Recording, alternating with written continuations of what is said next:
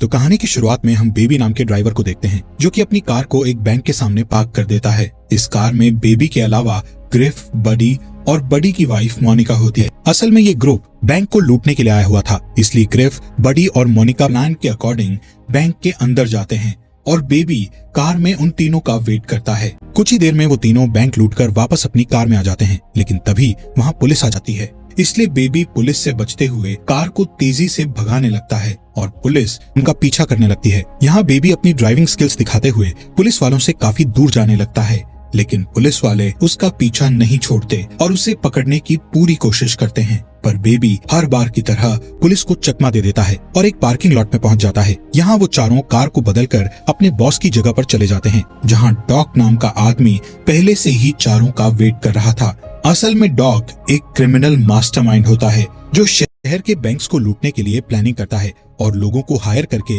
उनसे चोरी करवाता है। खैर, यहाँ डॉग देखता है कि उसके लोगों ने बैंक लूट लिया है और बेबी की ड्राइविंग स्किल्स के कारण इस बार भी पुलिस उन्हें नहीं पकड़ पाई। इसलिए डॉग खुश होकर चारों को उनका हिस्सा देने लगता है। तब ग्रिफ डॉग से कहता है कि आखिर तुम इस ड्राइवर को हिस्सा क्यों दे रहे हो, जबकि पूरा काम हम तीनों ने अकेले किया है और बेबी ने सिर्फ कार चलाई थी। जिस पर डॉग कहता है कि तुम तीनों बेबी की वजह से ही जिंदा हो। अगर तुम सबको बेबी सही समय पर वहाँ से नहीं निकालता तो पुलिस तुम्हें पकड़कर जेल में डाल देती। ये सुनकर ग्रिफ डॉग की बात को समझता है, जिसके बाद ग्रिफ बेबी का मजाक उड़ाते हुए डॉग से कहता है कि बेबी बहुत अजीब है, जो कुछ भी बोलता नहीं है और हर टाइम गाने सुनता रहता है। तभी ग्रिफ बेबी के चश्मे को हटा देता है, जिससे बेबी अपनी जेब से दूसरा चश्मा निकालकर पहन लेता है। ये देखकर बडी भी उसका मजाक उड़ाने लगता है। खैर, थोड़ी देर बाद सभी लोग वहाँ से जाने लगते हैं। तब डॉग बेबी से उसके सारे पैसे ले लेता है। यहाँ हमें पता चलता है कि बेबी के ऊपर डॉग का बहुत कर्जा है, इसलिए वो हर काम के बाद बेबी से उसका सारा हिस्सा ले लेता था। यहाँ डॉग बेबी से कहता है कि अब तुम्हें मेरे लिए सिर्फ एक और काम करना है, जिसके बाद तुम्हारा कर्जा पूरा हो जाएगा। साथ ही डॉग हर बार की तरह बेबी को पैसों की एक गड्डी देता है और वहाँ से चला जाता है। इधर बेबी भी अपने घर आ जाता है और उस गड्डी को अपने सीक्रेट जगह पर छुपा देता है।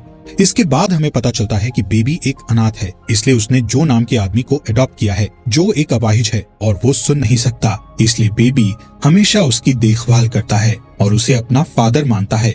यहाँ बेबी के पास हम एक टेप रिकॉर्डर देखते हैं। असल में बेबी कहीं भी जाता है तो वो उस जगह की रिकॉर्डिंग करता है और घर पर आकर उस रिकॉर्डिंग का म्यूजिक बनाता है। इसलिए आज बेबी डॉग की आवाज पर म्यूजिक बनाता है, जैसे उसने आज ही के दिन रिकॉर्ड किया होता है। इसके बाद बेबी एक कैफे में जाता है। इस कैफे में काम करने वाली लड़की डेबोरा को बेबी बहुत पसंद करता है, इसलिए वो इस कैफे में रोज आया करता था। साथ ही डेबोरा को देखने से लगता है कि वो भी कहीं न कहीं बेबी को पसंद करने लगी थी, क्योंकि जब भी बेबी कैफे में आता था तो वो उसे देखकर बहुत खुश हो जाती थी।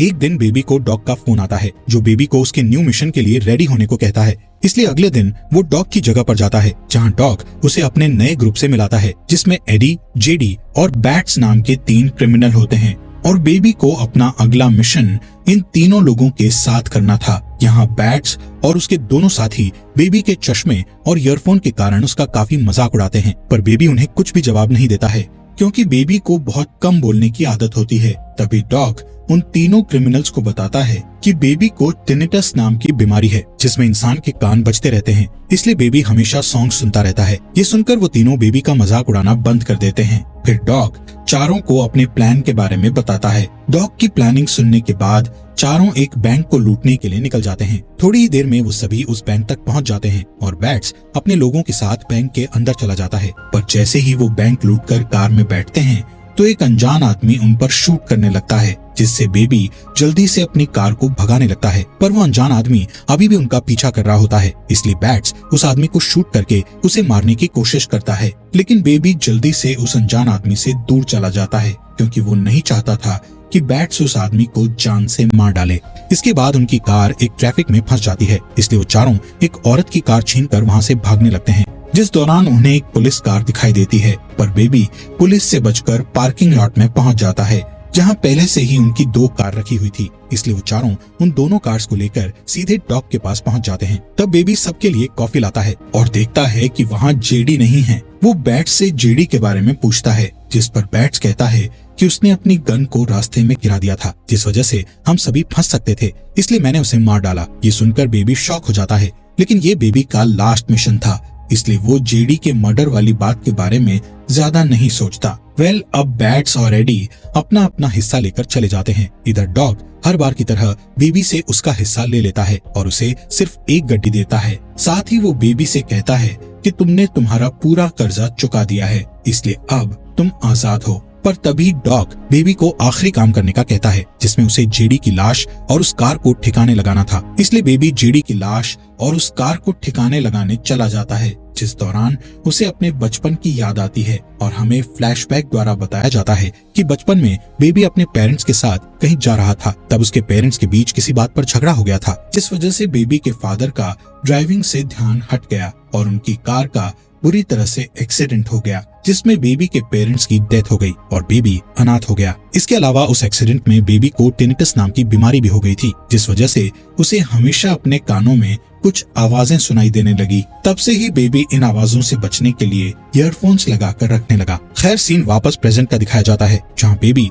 डेबरा के पास जाकर उसे डेट के लिए पूछता है, जिस पर डेबरा खुश हो जाती है और उसके साथ डेट पर चलने के लिए मान जाती है। इसी तरह दिन गुजरते हैं और वो दोनों एक दूसरे के करीब आने लगते हैं। एक दिन डेबरा बेबी से उसके काम के बारे में पूछती है, जिस पर बेबी बताता है कि मैं पहले ड्राइवर था, लेकिन अब मैंने ड्राइवर का काम छोड़ दिया है। एक दिन जब बेबी अपने घर पर होता है, तब जो उसे पिज्जा डिलीवरी बॉय का काम करने की सलाह देता है, इसलिए बेबी जो की बात मानकर डिलीवरी बॉय की जॉब करने लगता है। कुछ दिनों के बाद बेबी और डेबरा डिनर डेट पर जाते हैं। इस रेस्टोरेंट में डॉग भी मौजूद होता है, पर बेबी डॉग को इग्नोर करने लगता है। लेकिन डॉग जब बेबी को देखता है तो वो उसे अपने पास बुलाता है। डॉग बेबी से कहता है कि तुम्हारे जाने के बाद मेरा कोई भी काम सही नहीं हो रहा है, क्योंकि तुम मेरे लिए बहुत लकी थे। तभी डॉग कहता है कि मैं चाहता हूँ कि तुम फिर से मेरे साथ काम करने लगो, लेकिन बेबी डॉग के साथ काम करने से मना कर देता है, जिस पर डॉग कहता है कि मुझे पता है कि तुम्हारे पास पैसे नहीं हैं और तुम डिलीवरी बॉय का काम कर रहे हो।